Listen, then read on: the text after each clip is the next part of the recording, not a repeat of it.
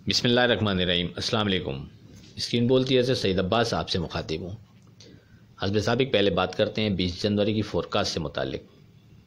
आपसे कहा था कि 45,100 के बाद अब नीचे कोई ऐसा सपोर्ट लेवल नज़र नहीं आता कि जो आपसे डिस्कस किया जा सके, और ये कि नीचे के लेवल पर अगर आप काम करें भी तो छोटे नफ़े नुकसान में निकलते रहें तो बेहतर है।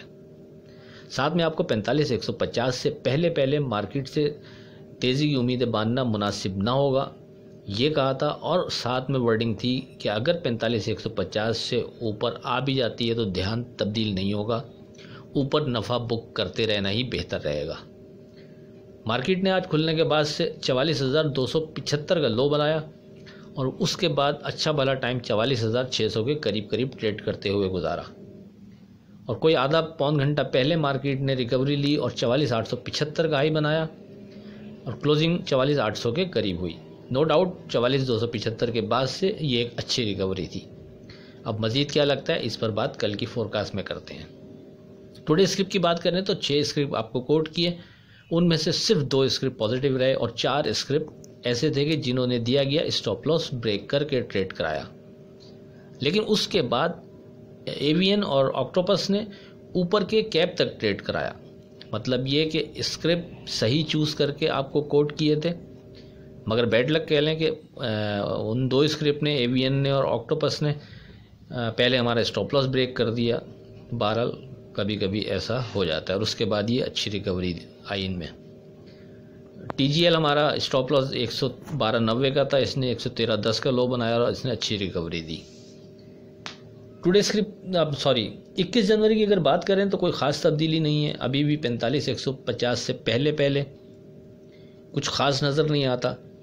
अगर मार्केट मजबूत है और मज़ीद बेहतरी की गुंजाइश है तो फिर मार्केट को कम से कम 45,150 से ऊपर विथ वॉल्यूम ट्रेड करना होगा।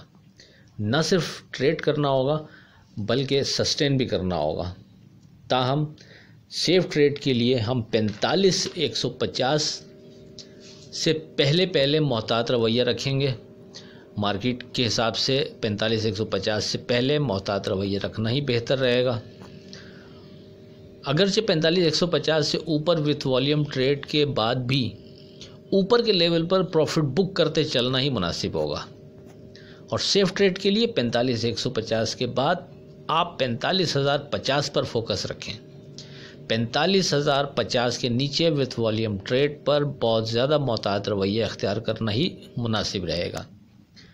आज की ट्रेडिंग कल ट्रैप करने का बायस ना बन जाए, सो बहुत एहतियात से काम कीजिएगा। इस पूरी मार्केट के जो मार्केट चली है 43,900 हमारा सपोर्ट लेवल बना हुआ था, वहाँ से फिर 46,200 तक आई, वहाँ से हम फिर रेजिस्टेंस लेवल बनाया हमने 46,100 और मार्केट वहाँ से नीचे आई है तो आई है 44,275। फिर वहाँ से थोड़ी सी रिकवरी हुई है आज और 800 के अराउंड आई है। कहने का मकसद ये कि कहीं मार्केट 43,900 और 46,200 के बिटवीन तो ट्रेड करना शुरू नहीं कर रही, यहाँ टाइम गुजारना तो नहीं चाह रही। लेट्स सी, देखते हैं इस हवाले से कि मार्केट कहीं इस ब्रैकेट के अंदर जैसा कि अमूमन रहा है 48,100 के अराउंड, अगर आपको याद हो, वहाँ से फिर मार्केट ने एक 1000 पॉइंट 1500 पॉइंट की रेंज बनाई हुई थी, अंदर ही मूव किए जा रही थी। तो कहीं दोबारा से इस अंदाज में तो कोई चीज़ डिज़ाइन नहीं हो रही।